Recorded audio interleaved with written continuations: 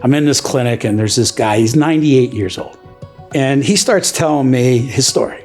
And his story is, I'm 98. And when I was 16, I lied to the United States government and I fought in the Philippines in the jungle at age 16. And here I am, I'm 98. And 15 women in this building have made it to 100 and not one man. And I'm going to be the first. And the way I'm getting there is your legacy therapist. Every time I have a problem, my knee acts up, my back hurts, I stumble and I'm tripping a little bit. They get me right back on there because I'm going to make it to 100 years old. That's what it's about. Okay, I'm in Washington fighting for this industry because of those people and the people who take care of those people. All right, that's where we have to be.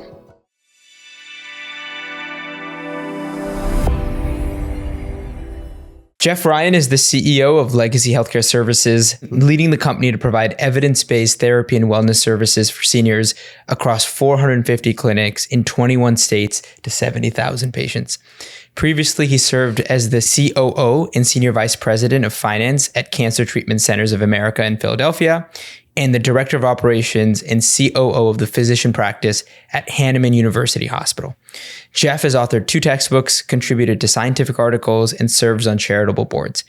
He holds a master's in PT from Hahnemann University, a bachelor's in education from Temple University, and an MBA from Johns Hopkins University. Jeff, thanks so much for joining us. Well, thank you, Hirsch. It's my pleasure to be here. Your background is impressive in that you've worked across a lot of different spaces. Mm-hmm. What does your average day look like today? What's a day in your life, given you're managing it at this scale? Sure. Thanks for that question. I think, one of the things that I've learned that I need to do as the CEO of the company is protect some time in the morning.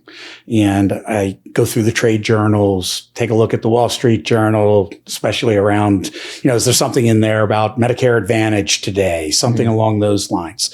And just kind of keeping an eye out for things like that so that I'm keeping the trends of the industry front and center with our leadership team, and then just protecting some time to think a little bit about, it's something that we all talk about as executives and we tend to do a lousy job with it, is giving ourselves some time to think about what's going on in the company, where we need to take it, and, to be able to truly guide the rest of the team to their best work. I love that.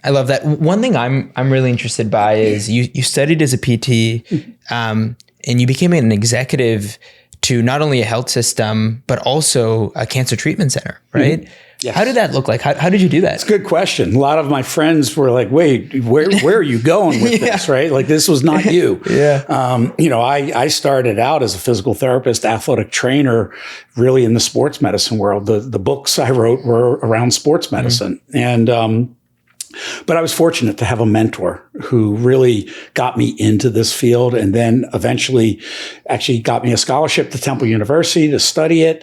And then after 1 year of graduating from PT school, he called me up and said, come back and start rehab in our orthopedic centers. And, I always wanted to be him. He was the co-founder of the first academic-based sports medicine program in the United States of America at Temple.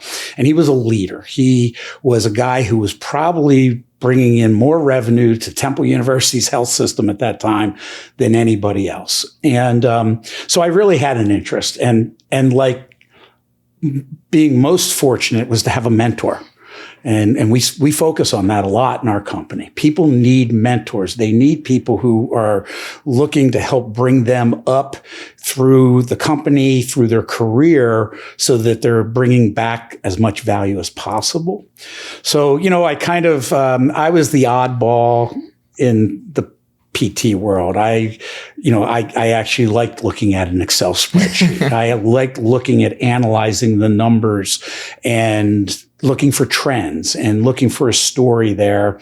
I tell our team, because we deal now we have all these therapists who are out there running, 450 clinics on a day-to-day basis. And there's an area manager who has, probably somewhere around 8 to 19 of those clinics. And there's a regional director who might have close to 50 plus or minus. And they're all trained as therapists. And what I try to get across to them is that, numbers are just a logical way to tell an otherwise anecdotal story. Don't be intimidated by them. And that's kind of, I was fortunate to have mentors who taught me how to look at the numbers and bring about change, run the organization. Love that. Well, my background, Jeff. We're at PT as well. Not currently practicing full time. When you said you were kind of the odd one out, shifting out of full-time patient care, moving into a role like you just described, tell us more about that transition, number one. And number two, what kind of advice would you give? At the time, it was not common at all. It's becoming more and more common, as you know, to shift out of a traditional patient care role as a rehab provider. But at the time you did so, it was very much less common. So talk to us about how that went and any advice you'd give to somebody looking to make a change on that today. Sure. So, at the time, it was more common for people to just leave the profession than they were to go, or though sometimes, Greg, especially in the hospital world, if you were the best nurse on the floor and the director's position opened up, they gave you the job. They didn't ask you if you wanted it. Okay. They didn't know if you could lead people. Right. And they also happened to take the person who's most likely to save somebody's life out of the day-to-day routine of saving people's lives. And so we were very, famous for that in healthcare, of elevating the top performing clinician into an administrative role. Mine was truly, I was involved in trying to rebuild an orthopedics department at Hahnemann. And by chance, I had to build an office over in the New Jersey suburbs of Philadelphia. And the CEO wanted to go out and see it one day. And I got along really well with him. He was a CPA, accountant by training, worked up, become CEO of Tulane Hospital, of Brown University's hospital, Rhode Island Hospital, and then Hahnemann, which was an academic medical center. And we went out to look at it. We're driving back. He goes, "You're wasting your time." I said, "What do you mean?" He goes, "We got to get you into hospital operations." He goes, "You built that with no experience whatsoever, brought it in under budget, brought it in, and it looks the way it does." And that's when he opened up the door for me. And sometimes it's just a matter of somebody else seeing that in you and giving you the chance. And I can remember to this day him saying to the chief operating officer, when they gave me this next big project, he said, "Let him do it. Just make sure he doesn't screw it up." Okay. And that's what he did, but he did. He let me do it. And so then what that guy also taught me, though, is I'm going to give you the little things to do in life. If you do them well, I'll give you bigger things. But don't be asking me for the big things if you're not going to prove yourself doing the little things. Yeah. And that's a valuable lesson for our managers at the levels of our company. Just focus on the right day-to-day things and do them well. And then we'll talk about, what's next for you. Yeah. I love that. I think Greg and I speak a lot about this internally as we think about, how do we build out this go-to-market team we have. And, it's the folks that just do it right day in and day out that, you can rely on, that you put them in a position they may not even think they're ready for, but you take the bet and say, hey, they're going to go do it. Yeah. And, I love that. And look, we as leaders have to invest in those people. Yeah. We really do. Cause you can't run the organization by yourself. You can't grow the way you guys have been growing or the way we grew in the last 5 years without developing other layers of people who can run the organization day to day, so that I can be thinking about how do we grow the organization properly? How do we partner in the IT world to be innovative? How do we partner in the IT world to bring the best product forward in senior rehabilitation? One more thing for me before we move to the next subject is, you've touched on this already. You mentioned small things, adding them up on a daily basis, looking at that as a long-term picture, and then getting some bigger things on someone's plate. But what else would you define as a good mentor? You mentioned that word. I love that word. What does that look like to you? What does a good mentor mean to you? A mentor is going to challenge you. Okay, get over it. That's what they're there for. And they're typically doing it for free, right? If they're not, they're called a coach. Okay, but a mentor, to me, is certainly going to be more vested in you than a coach. Yeah, a coach owes you something because you're paying them a sum of money, and a coach is great. Believe me, but a mentor has seen something in you. Plus, they also have an attitude themselves that they want to give back. Right. I was raised in a family where, my parents raised me and my three brothers to say, you know what, you've been given certain talents in life. You must give them back. Okay. And that's what a mentor does. A mentor has decided that, you know what, I'm going to take this young kid out to dinner one night and we're going to talk about what does he see himself doing in 5 years? What does he think he needs to do to get there? And I think that's it. And sometimes that mentor, like I said, they're going to challenge you. They're going to sit there and say, tell me why you're thinking that, because I'm not seeing it. And, a difficult conversations are fine in this world. They're not, as I tell people, a difficult conversation is fine as long as it's respectful. Okay. Yeah. It doesn't have to be easy. And thank God it isn't. Because where would you get if it's kind of like those old sayings, if you find yourself always being successful, you're probably not challenging yourself enough. Love that. One thing that Greg and I were really interested in hearing is you're in so many communities and microcosms and hundreds of them at this point. We want to hear about one or two of your most memorable stories of your clinics, and take that any way you want. Great. I love that question. Yeah, we're very fortunate. All right. I get to go out, especially I'm in town typically for a meeting or something like that. I always try to go visit some of our communities. I always try to meet with our local staff. So tomorrow night I'll be in Chattanooga, Tennessee, and every therapist who works for Legacy in the Chattanooga area will be invited to a brewery where from 4:30 to 6:30 they can come meet the CEO. He's going to be wearing blue jeans. Don't get too uptight here. We're going to have some flatbread pizzas and some, probably junk food that we shouldn't be eating, but it'll be fun. You do get out, and I love that part of it. But so a couple of stories. I think one of them was one of the most impactful, and it didn't happen in a building. It happened at one of these meetings, and probably about 5 years ago. And one of our young leaders came up and said, can I tell you why I work for Legacy Healthcare? I said, I'd love to hear it. And she said, most of my patients are in the last chapter of their life. I don't mean that disrespectfully. It's just the truth. They're 80 years old, 78, 90 years old. And Legacy gives me the resources and the ability to make that chapter as long as possible with the best story that can be told. I love that. That's what we do. Yes, we do therapeutic exercise, therapeutic activities, neuromuscular reeducation. We bill people for that. We get revenue for it. But what we do is help somebody's loved one, make that story. Another one I'll tell you is that a couple years ago, it was, I want to believe it was, I think it was Veterans Day. There was a woman whose husband had just recently died. He had died a while back. I'm sorry, but she was not doing well. And it would be the first year she never got to his gravesite on Veterans Day to put flowers down, to honor him as a soldier. And so the therapist heard this.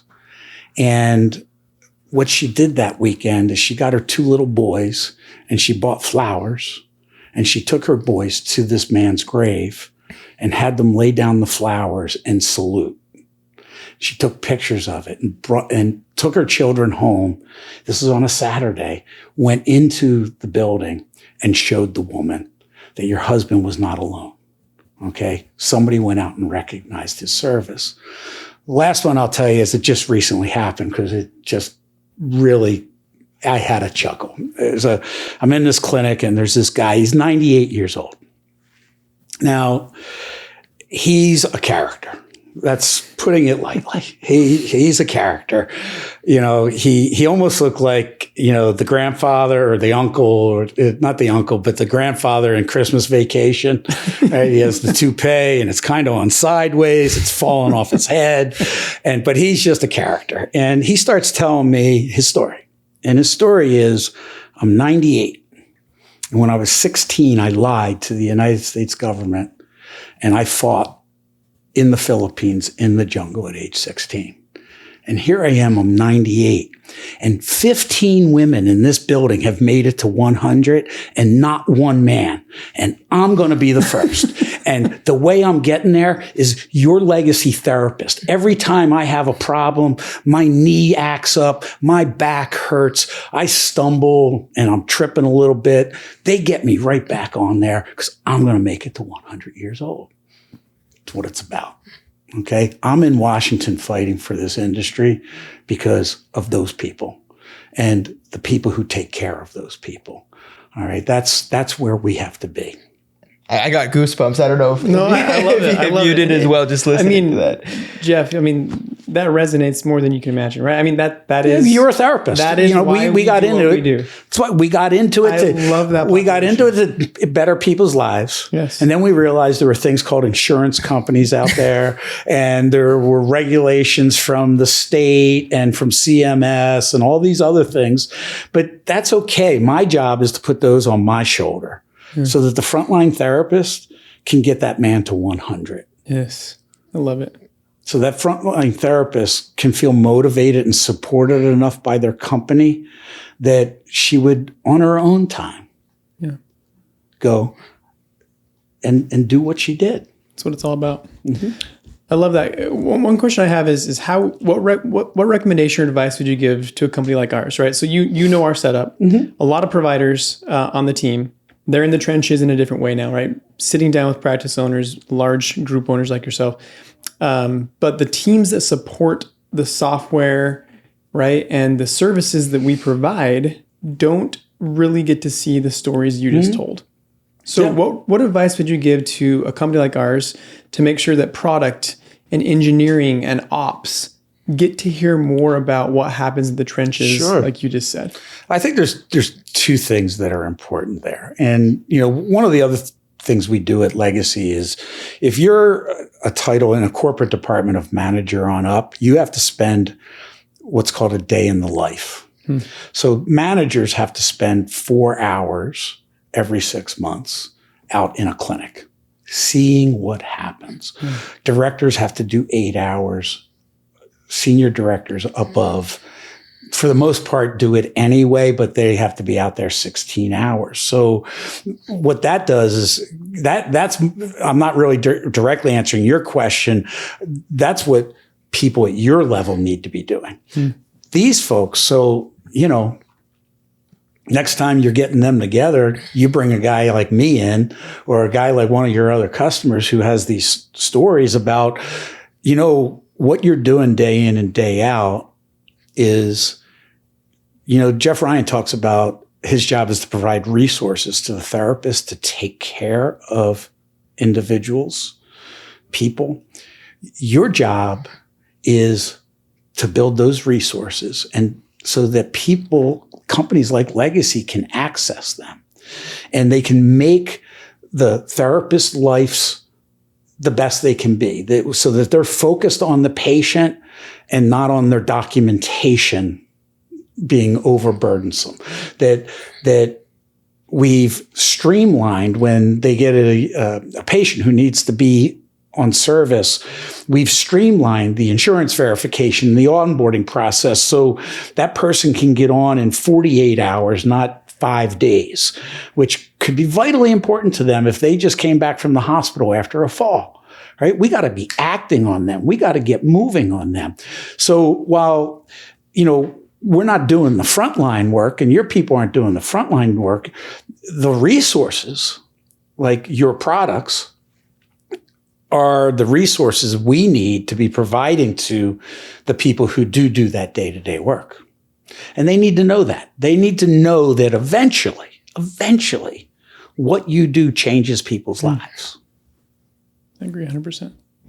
We were speaking right before this about how you're spending time in DC, you're spending time with regulators. One stat that we pulled was in the next 5 years, the population above 80s is going to surge by close to 80%. Sure. Right. So whatever that base is today, that's going to increase by 80% over the next 5 years. And so, help us understand, how are you what are you doing to keep up with this demand that's coming, and what keeps you up at night about getting it right? Sure. So we sometimes term it the gray tsunami, right? About 2 more years, all the baby boomers in this country, the largest population of a group, right? Because, people had a lot of children back in those years, and they're not now. So baby boomers, so it's not only the 80-year-olds, it's the 65-year-olds. Mm-hmm. And we'll have the most 100-year-olds ever in the history of this country. And so we've got this slope of a curve that's going up, that is the number of people who are going to need services. Take COVID, and since then, the number of providers per person who needs services is drastically going down. Probably only nurse practitioner, physician assistant is growing. Therapist is absolutely decreasing. More physical therapists left the profession as a percentage of licensees during COVID than any other healthcare profession. We lost a ton of people. They didn't want to take the risk of bringing, something like COVID home to their loved ones. We have a lot of challenges, right? The gray tsunami, the slope of that curve is going up. We've had 5 years of reimbursement cuts from Medicare in rehabilitation. Okay, 5 years. What I was paid, $1 I was paid on December 31st of 2020 is currently worth somewhere around 81, 82 cents. Imagine if I said, Greg, Hirsch, I know you've been living at your salary, but starting next week, it's only 82% of what I've been paying you. So, you might want to go home and turn the thermostat down. Okay. You might want to figure out where the cheapest gas is, because you aren't going to have a lot of spending money. So we've got this reimbursement going down. We've got staffing shortages going down. We've got this delta that's going to happen. So how do we fix that? Well, one is we do have to try to get more people to enter the profession. And most importantly, we've got to try to keep people in the profession, right? We've got to treat them respectfully. We've got to appreciate them. We've got to pay them fairly. But that gets hard to do when the dollar is now 82 cents, right? Because somewhere that's got to get eaten up. And in our world, most of the expense is the therapist, right? We don't own MRIs. We don't own, big labs filled with expensive, lab equipment and with all the chemicals and all that stuff. So we've got to do that. We got to continue to fight the good fight and get Congress, the House, the Senate to understand that this is untenable. It can't continue. Matter of fact, it has to be reversed in some matter, some way. And it's got to be permanently changed. They need to figure out how they fund the physician fee schedule better permanently. But the other thing, what else can I do?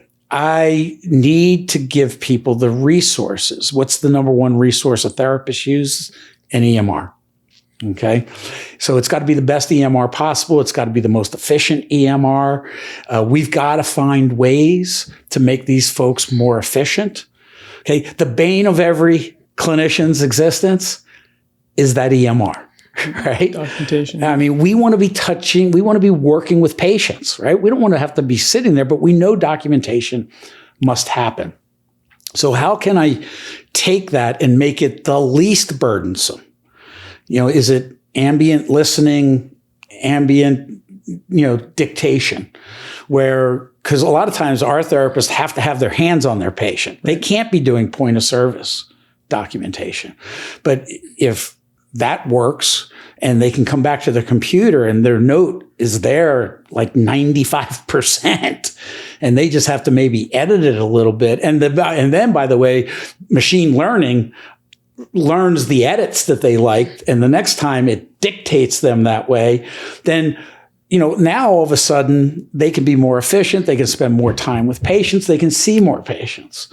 And we're going to have to do this. I mean, think about, you go into your doctor's office. It's become almost, it's a shame as a clinician. Greg, you know this, that when we have a new patient, we talk to them. We do a history, right? Mm-hmm. You probably 90% of the time after the history, I knew exactly what the physical exam was going to tell me. I knew if their ACL was blown. I knew if their supraspinatus muscle had a tear in it, just from the things they told me. But, I go into my doctor now and, for my physical, he walks in, he shakes my hand, and he sits down at the computer and he starts typing. Well, he's talking to me. And I say, yeah, I've been having some abdomen pain, and I point to my right lower quadrant, except he's looking at the computer screen. So he missed it, right? All these nonverbal cues, or just a change in expression on my face that might have him go, well, you just kind of made a little face there when you told me that. Do you want to go into that a little bit further for me? But instead, he's sitting there typing at the computer. Why? Great article in the Wall Street Journal this past weekend where, they had one about patients not trusting their doctor, but doctors not trusting their patients and their health system. Like, if they are in my room for more than 15 minutes, they're getting dinged by their employer. And so they're having to come in, do my evaluation, and type it all out, or else they get penalized. So what if he or she could be just having a conversation with me, and that ambient listening was taking down that conversation very accurately, so that it captured all the proper information that anybody would need to treat me medically. It met all the requirements of the insurance company, right? It did all those things. And, so we have to be doing that if we're going to overcome this tsunami, this perfect storm, right? The gray tsunami is only one part of the perfect storm, right? The other two parts are the reimbursement cuts and then the staffing shortages and wages. I think the reimbursement part of it is so large, mm-hmm. right? And we think about it all the time, and we think about it constantly as well. I'm curious if there was one thing that you want to change or you could push, and I know you're doing a lot of work in DC, mm-hmm. to change about the U.S. healthcare system to better serve seniors. What do you think that would be? Yeah, it's a great question. If you look at it, it's just still so disjointed. And we've been talking about this for years, right? I think about our own little world. We get paid by Medicare for some people. We get paid by Medicare Advantage for some people. There's 3,900 Medicare Advantage plans out there, and they all have different rules. And they can seemingly sometimes make those rules up at will. And look, as I told everybody in DC last week, don't get me wrong. I'm a capitalist. I believe in free markets. I just believe that you've got to have some sense around this, that you can't sit there and tell me I need an insurance verification or a prior authorization, and then you give it to me, and then I treat the person, and then you give me a denial. Well, what was the prior authorization? Well, you didn't read the fine print, Mr. Ryan. It says prior authorization does not guarantee payment for services. Then why do we have it? Okay. I mean, and you can prior authorize me, but then deny the payment after I've already paid the therapist to provide all the treatment. The person's already benefited from the treatment, and you can just seemingly deny it on me. That's just one example of the rules. But, we also have, we've got in senior living, we've got home health in the building, and you can have 10 different home health companies coming and going. You can have 5 or 6 different physician groups coming or going. You can have hospice organizations coming or going, and sometimes very aggressively putting people on hospice care. Look, from my cancer background, I'm a believer in hospice when it's done well. Okay. But, we had one building recently where there were 5 patients where a hospice company came in and put them on, which means they can no longer get our services. And, after about 2 weeks, 3 of the 5, their family took them off hospice. They said, my family member deteriorated because they weren't getting the therapy. So, and that doesn't mean hospice is a bad thing, but everything's so disjointed. The moment they get hospice, unless the hospice company says they can receive therapy, and by the way, and it's okay for them to receive therapy as long as it's not related to their hospice diagnosis. Well, guess who gets to determine whether it's related to their hospice diagnosis or not? The hospice doctor. So it's just so disjointed. We've got to figure out how we bring everybody together and to provide the best services where everybody makes out. Everybody makes out where every patient is getting the right service at the right time with the right provider. It's going to be tough. There's a lot of different interests out there trying to get the biggest part of the pie they can get. And so, my idea of a kumbaya moment, I don't know. It's what I wish. I don't know that it's going to happen. Well, I love that. Building off of that, I agree with you. I see those things on a daily basis doing patient care. So building off of that concept, what are some tools, or I guess what would you say to families that are facing this time, right? Again, there's always the balance of a loved one ages, and you basically have mainly, there's more, but more so 1 or 2 options. You keep them in home and try to do care at home, or you put them into some type of a facility and have them kind of go that route. And legacy being one of those options. So when they're looking at either home or facility, how do you help guide a decision? Like, how would you instill confidence in a family member making a decision to put a loved one into a facility? So we're only one part of that decision, right? Because the actual community is owned by a senior living owner operator. And we lease a space in there. Yep. And we have an agreement to do the Part B services in there. But believe me, those owner operators use that as a selling point. Because, the idea, like you said, everybody wants mom to age at home if she can. But, when mom needs to go to therapy 3 days a week, and she's got a doctor's appointment 1 day a week, and she's got to go get her blood drawn 1 day a week, and everybody in the house is working, and they have to start taking off work so they can bring mom to all these different appointments. Or we can move mom into a senior living community where there's a physicians group who rounds in the building, where there's a full-time PT provider, OT provider, speech provider. So nobody has to put mom in a car or a van to take her 3 days a week down the street.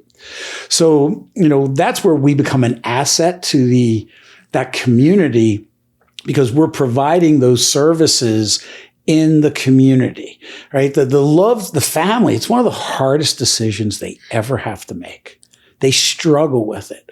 But knowing that there's all these other people in this community who will be looking out for their loved one, it just makes a difference. And our therapists absolutely make a difference in that all the time, because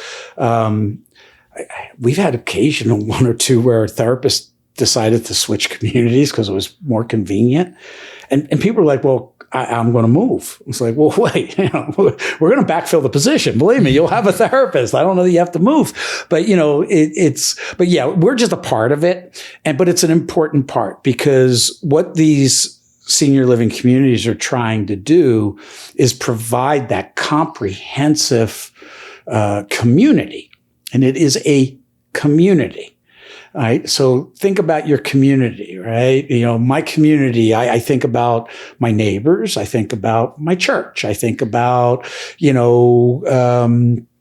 when my kids were younger, it was, the soccer league, and it was all these different things that make up a community. Well, when you're in senior living, it's, all your friends who are there, but it's also the activities that occur. It's the meals.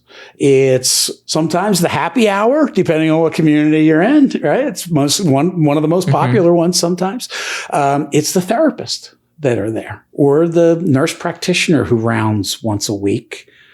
So it's just all about being additive to improving people's lives. What is your boldest prediction over the next 5 to 10 years about senior living, senior care, the impact that Legacy is going to have? Yeah. I think the boldest prediction is we've talked about it for a long time, but we are going to have to see a change in American healthcare finally around how it's paid for. We've talked a long time about paying for quality over a fee for service, just an activity. And I think that it's going to get there, or at least get a lot better there. Now, I say that, Hirsch, and we've been talking about this for 20 plus years. And some of these programs have worked and many have gone by the wayside. But I think we're really getting to an inflection point where if we don't start to figure these things out, and not just in senior living, in all of healthcare, where we're paying providers for the quality that they're providing, not just the service they're providing. And I just think it has to get there. I think, you're seeing some things. Medicare recently came out with a program called GUIDE, and GUIDE is a specialized program for Medicare beneficiaries who have a formal diagnosis of dementia. And what it is it's an extra service that they can qualify for through a medical group. It's coordinated by a medical group. And, they get assessed, and then that medical group looks at them, not like an internist would look at them, but how do we best care for them with their dementia diagnosis and be a resource to the family? That's the important part of GUIDE. They're bringing the family now into the equation. So that's it's not really a value-based reimbursement, but it's kind of also an alternative payment. And so somebody who gets enrolled in this gets these resources, these extra resources, but they still get all their other resources. It's not either or. It's an addition to it. And they can also get them if they're still at home, including the family can get respite care reimbursement. So when they do have where somebody has to watch mom, but I've been putting off my annual physical to my own doctor for months now. Oh, wait, we've got this extra benefit that we can use to pay home care to come in and sit with mom while I go take care of myself. And, so things like that have to become more and more part of the environment, because, with all these people, there's a couple things about, we didn't talk about with all these people who are going to enter into the senior realm, the baby boomers, the 80-year-olds.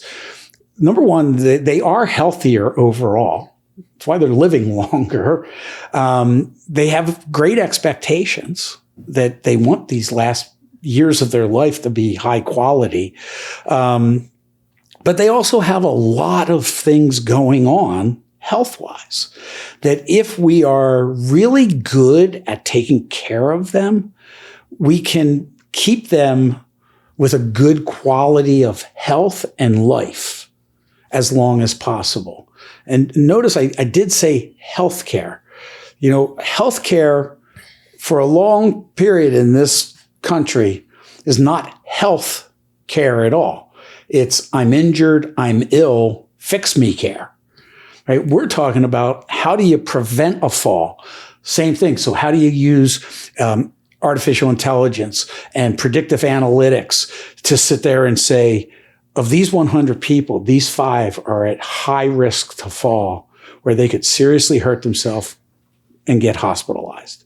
How do we use technologies and IT advancements to be able to reliably predict those people and get on the side of health care, not they fell, they broke their hip, they had to have it replaced.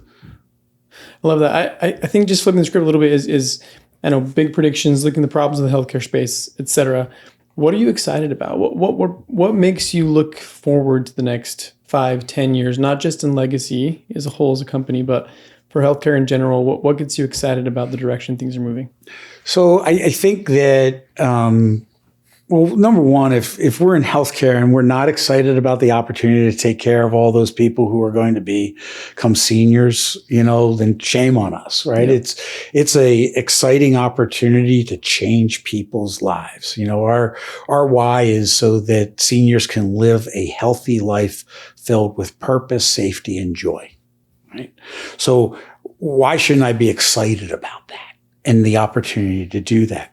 I think we should be excited about the potential opportunities that are out there. Look, AI can be a wonderful type thing to really innovate healthcare. It's also one of our biggest challenges, by the way. Okay, because here I can take it, I can use it to predict, potentially model potential issues that somebody's going to have and get in front of them. I can use it to make my workforce more efficient. At the same time, we know that insurance plans are using AI to deny. There's just no way a human has taken that document and looked at it and gotten back to us that quickly with a denial. Okay. We also know that the bad actors are out there and they're using AI. So part of our conference in Washington last week is the former head of CISA, the cybersecurity portion of Homeland Security, who was over the healthcare, gave a talk at the conference. And he said, absolutely, nation states are out there because you guys as healthcare are prime targets. You've got my full name.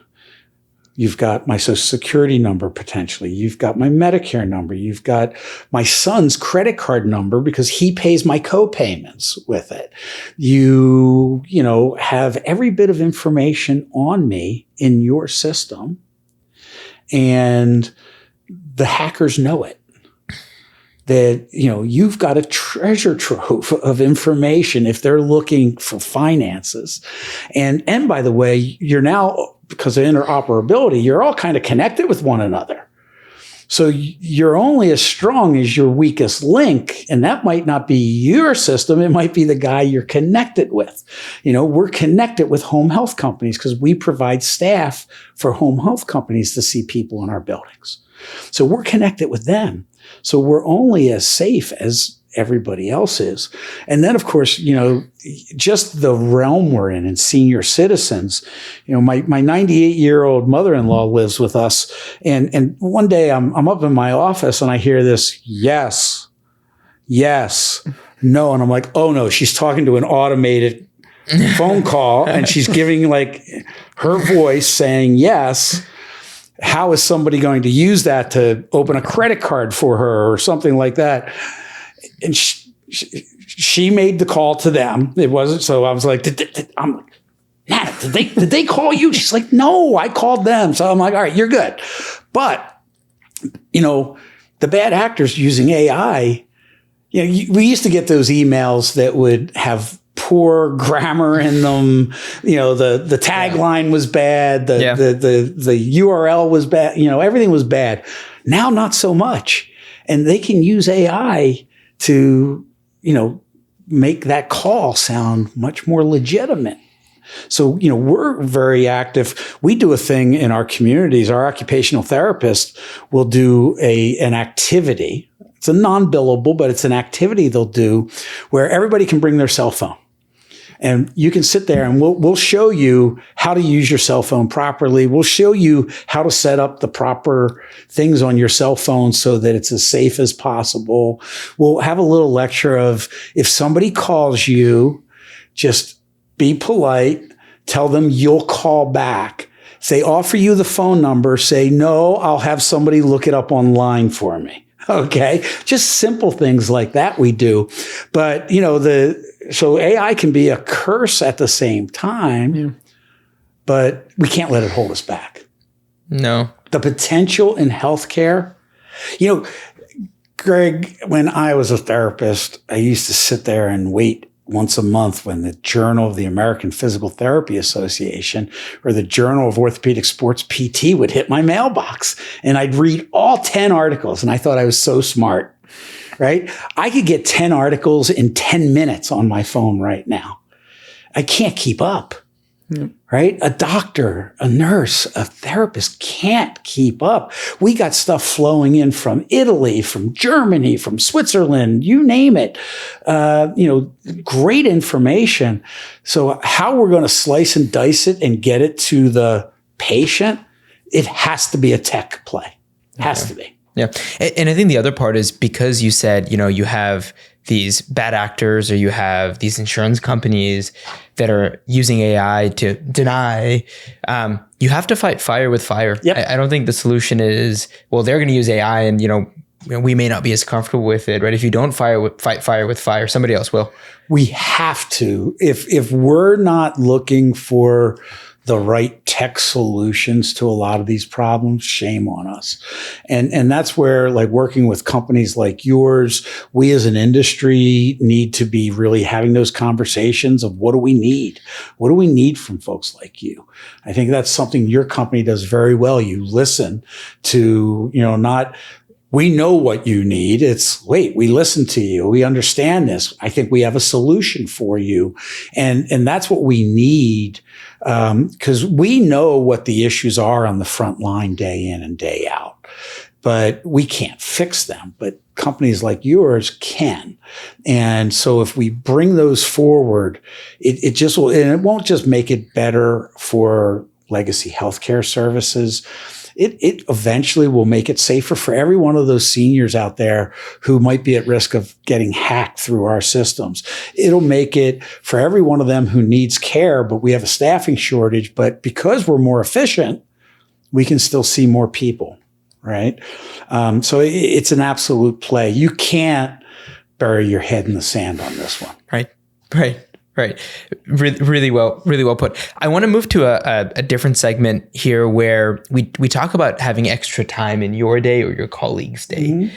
And the question I have is, if you and your colleagues didn't have to deal with insurance, with hours of documentation, with all these labor intensive admin tasks, how would your and their quality of life change? Well, hopefully, I can spend an hour trying to figure out how to improve an hour of their lives. And there's 2,600 of them. So that's where the impact comes in. Yeah. Now, I don't always get the idea right, and especially the first time. And that's okay. You got to risk it every so often, and you got to be willing to, change it a little bit.